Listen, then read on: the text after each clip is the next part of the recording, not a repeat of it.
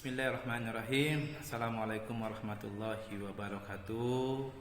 Pertama-tama selamat datang untuk anak-anak Bapak yang sudah naik kelas dari kelas 8 ke kelas 9. Nah, ini menjadikan sebuah parameter bahwa kalian tuh akan menuju kepada purna siswa sekolah SMP Muhammadiyah. Nah, maka kalian akan menjadi contoh bagi adik-adiknya. Maka jadilah contoh sebagai kakak yang memberikan contoh yang baik. Nah, terutama di mata pelajaran Bapak saat ini adalah pelajaran pendidikan lingkungan hidup. Maka Bapak mengucapkan selamat datang.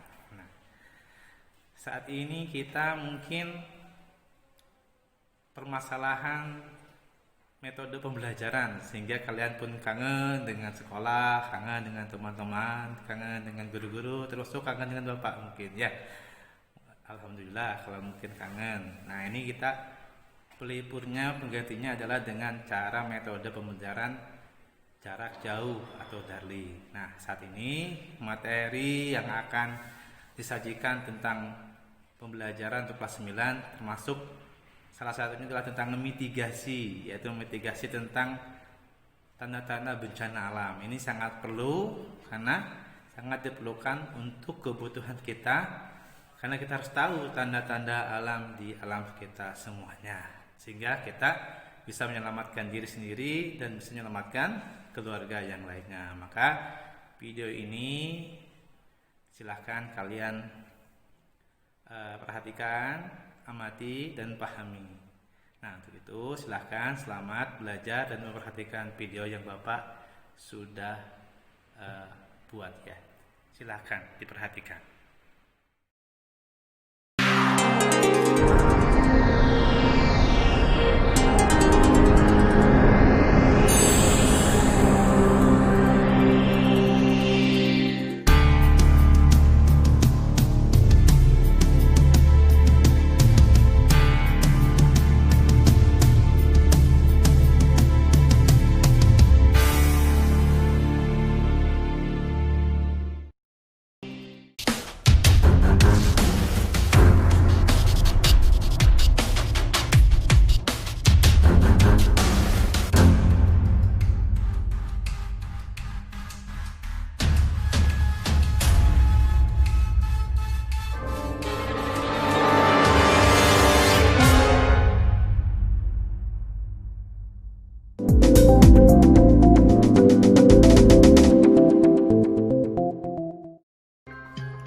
Sejak terbentuk sekitar 4,5 miliar tahun yang lalu hingga saat ini, bumi telah mengalami banyak proses perubahan. Proses perubahan itu dipengaruhi oleh dua macam tenaga, yaitu tenaga endogen yang berasal dari dalam bumi dan tenaga eksogen yang berasal dari luar bumi. Tenaga-tenaga tersebut dapat menyebabkan terjadinya fenomena atau gejala alam seperti gempa bumi, gunung meletus, banjir, tanah longsor, kebakaran hutan, dan sebagainya. Fenomena alam tersebut merupakan suatu hal yang wajar terjadi di bumi. Namun, apabila fenomena tersebut menimbulkan kerugian atau korban jiwa bagi manusia, maka fenomena alam tersebut dikatakan sebagai bencana alam. Pada dasarnya, bencana alam dapat digolongkan menjadi 3 aspek, yaitu geologis, klimatologis, dan ekstraterestrial. Bencana geologis adalah bencana alam yang berasal dari faktor geologis seperti gempa bumi, gunung meletus, dan gerakan tanah. Bencana klimatologis adalah bencana alam yang berasal dari faktor iklim atau cuaca seperti banjir, angin topan, El Nino, dan La Nina. Bencana alam ekstraterestrial adalah bencana alam yang berasal dari pengaruh luar bumi seperti meteor jatuh dan badai matahari. Indonesia terletak di wilayah deretan gunung api di dunia yang masih aktif. Deretan gunung api ini disebut sebagai Ring of Fire. Pada gambar, simbol bulatan merah menunjukkan jajaran gunung api. Deretan tersebut terlihat seperti satu jalur yang berderet sampai ke Indonesia, terutama yang menyambung ke pinggiran Samudra Pasifik. Garis-garis hitam menandakan batas-batas lempeng benua dan lempeng samudra. Lempeng-lempeng ini selalu bergerak sehingga menyebabkan adanya pertemuan atau tabrakan antara dua lempeng yang berbeda. Perhatikan posisi Indonesia pada lempeng tersebut. Indonesia berada di pertemuan dua jalur pegunungan, yaitu Sirkum Pasifik dan Sirkum Mediterania. Sirkum Pasifik adanya di sekeliling Samudra Pasifik, mulai dari Indonesia, Filipina, Jepang, terus ke arah utara Rusia, menyeberang ke arah timur, Alaska, pesisir barat Amerika Serikat, Amerika Tengah sampai ke pesisir barat Amerika Selatan. Sirkum Mediterania adanya memanjang mulai dari Indonesia terus ke arah barat ke pegunungan Himalaya, Mediterania, dan Atlantik. Bencana alam di Sirkum Mediterania selain disebabkan oleh peristiwa subduksi, juga disebabkan karena adanya pertemuan atau tabrakan antar lempeng benua. Daerah-daerah ini merupakan daerah rawan gempa bumi. Jika dilihat dari letak geologis tersebut, maka wilayah Indonesia merupakan daerah rawan terhadap bencana geologis berupa gempa bumi dan gunung meletus.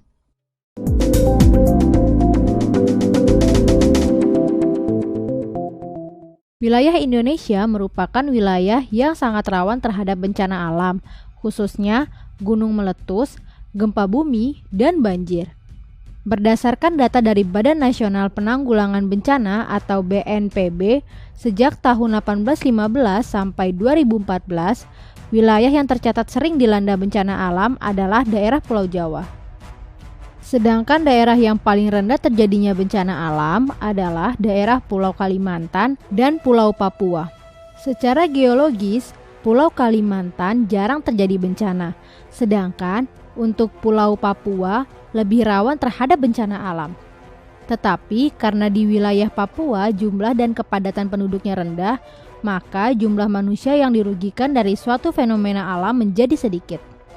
Mengingat pengertiannya, bencana alam adalah suatu peristiwa alam yang dapat merugikan kehidupan manusia.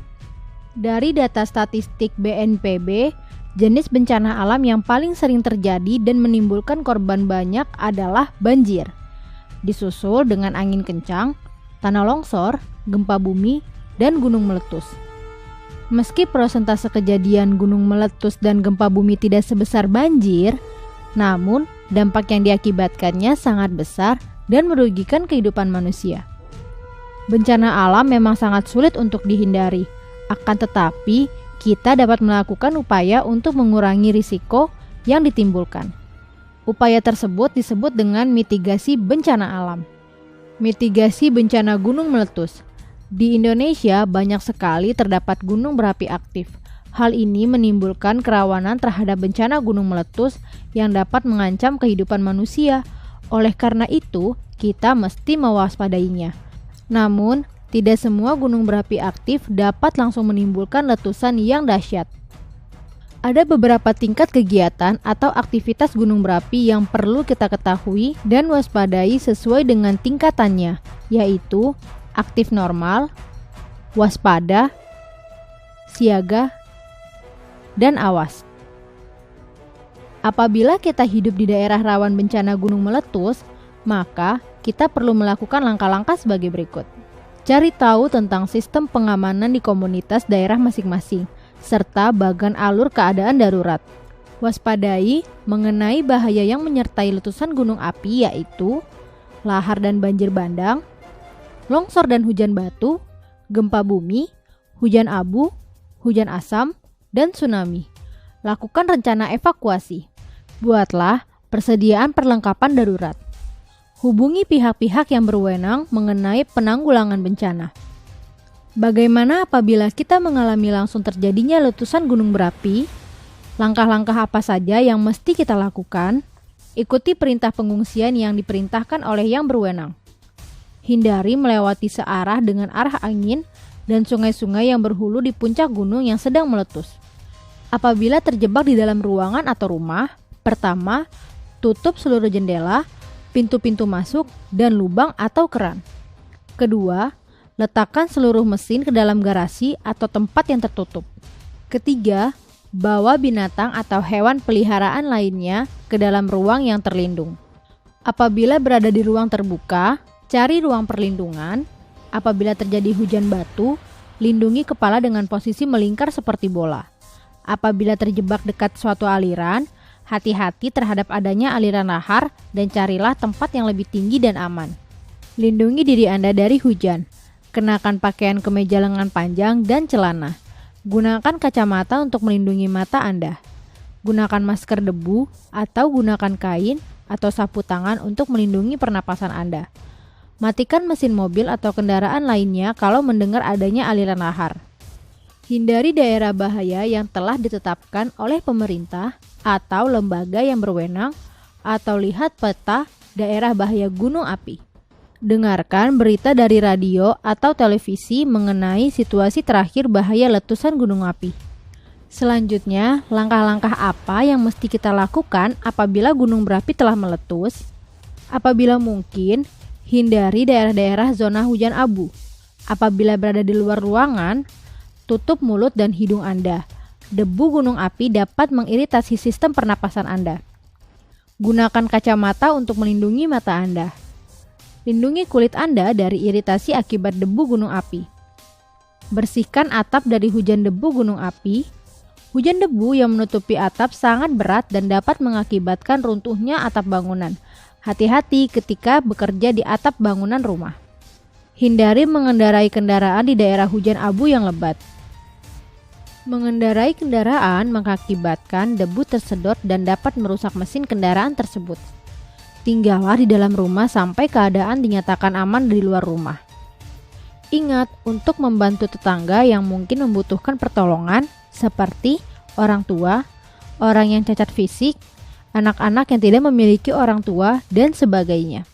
Jika kita berada di daerah rawan terjadinya gempa bumi, langkah-langkah mitigasi apa saja yang harus dilakukan? Apabila kita berada di daerah rawan gempa bumi, ada beberapa hal yang dapat kita lakukan agar selalu siaga, yaitu dirikanlah bangunan seperti kantor, rumah, dan sebagainya sesuai dengan kaidah-kaidah yang baku. Diskusikanlah dengan para ahli agar bangunan tahan gempa. Jangan membangun dengan asal-asalan apalagi tanpa perhitungan. Kenalilah lokasi bangunan tempat Anda tinggal atau bekerja. Apakah tidak berada pada patahan gempa atau tempat lain seperti rawan longsor dan sebagainya. Tempatkan perabotan pada tempat yang proporsional. Jika Anda punya lemari, ada baiknya dipakukan ke dinding agar tidak roboh dan ikut menindih ketika terjadi gempa. Siagakanlah peralatan seperti senter, kotak P3K, makanan instan, dan sebagainya. Sediakan juga radio karena pada saat gempa, alat komunikasi dan informasi lain seperti telepon, HP, televisi, internet akan terganggu. Radio yang hanya menggunakan baterai akan sangat berguna di saat bencana. Selalu periksa penggunaan listrik dan gas. Matikan jika tidak digunakan. Catatlah telepon-telepon penting seperti pemadam kebakaran, rumah sakit, dan lainnya. Kenalilah jalur evakuasi. Beberapa daerah di Indonesia, khususnya daerah rawan tsunami, saat ini Indonesia telah membangun jalur evakuasi ke tempat yang lebih tinggi. Ikutilah kegiatan simulasi mitigasi bencana gempa yang sudah mulai dilakukan oleh beberapa daerah seperti Kota Padang, Sumatera Barat. Hal ini sudah biasa dilakukan oleh masyarakat Jepang, sehingga mereka tidak canggung lagi ketika terjadi bencana. Dengan mengikuti kegiatan ini, kita akan terbiasa dengan bentuk-bentuk peringatan dini yang disediakan pemerintah daerah, seperti tanda kentongan, sirene pertanda tsunami, sirene banjir, dan sebagainya. Jangan panik, yakinkan diri bahwa Anda dapat lepas dari bencana tersebut. Menghindar dari bangunan, pohon, tiang listrik, dan lainnya yang berpotensi roboh lalu menimpa kita. Jika Anda berada dalam gedung, berusahalah untuk lari keluar. Jika tidak memungkinkan, berlindunglah di bawah meja yang kuat, tempat tidur, atau berlindunglah di pojok bangunan karena lebih kuat tertopang. Perhatikan tempat Anda berdiri karena gempa yang besar akan memungkinkan terjadinya rengkahan tanah. Jika Anda sedang berkendara, matikan kendaraan Anda dan turunlah. Jika Anda sedang berada di pantai, maka berlarilah menjauhi pantai tersebut. Jika Anda sedang berada di daerah pegunungan, maka perhatikan di sekitar Anda apakah ada kemungkinan longsor. Jika Anda masih berada dalam gedung, maka keluar dengan tertib. Jangan gunakan lift, gunakanlah tangga. Periksa sekeliling Anda apakah ada kerusakan, baik itu listrik padam, kebocoran gas, dinding retak, dan sebagainya. Periksa juga apakah ada yang terluka. Jika iya, lakukanlah pertolongan pertama. Hindari bangunan yang kelihatannya hampir roboh atau berpotensi untuk roboh. Carilah informasi tentang gempa tersebut. Gunakanlah radio. Ayo, siaga bencana.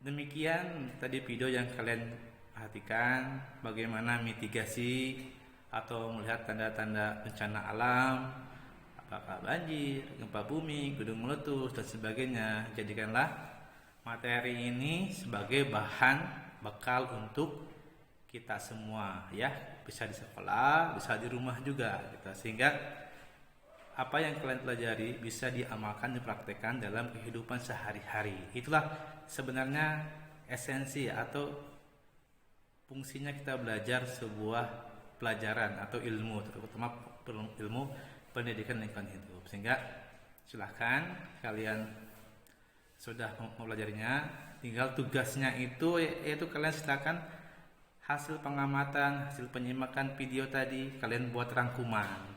Ya, rangkumannya kalian buat video lah, jangan video aja, dibuat rekaman ya, voice mail dan dikirimkan bisa ke Japri ke Bapak atau di grup juga gak apa-apa ya. Kalau kalian punya grup khusus, tinggal Bapak masuk ke grup kelas kalian ya.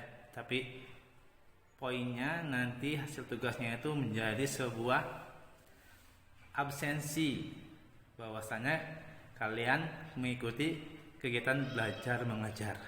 Belajar kalian mengajar tuh Bapak gitu ya. Sehingga untuk parameter tugas-tugas kalian, sehingga buktinya kalian mengikuti, memahami, Bapak akan melihat dari tugas-tugasnya. Apalagi andai gitu kan terjadi kekurangan nilainya, ya Bapak ngambil dari tugas-tugas itu ya.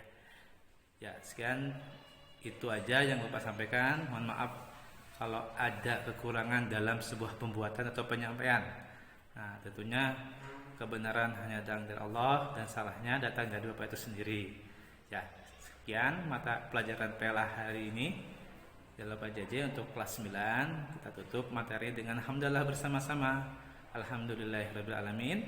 Subhanakallahumma wa bihamdika asyhadu an la ilaha illa anta wa astaghfiruka wa atubu ilaihi wa ridwana. Alhamdulillah. Assalamualaikum warahmatullahi wabarakatuh.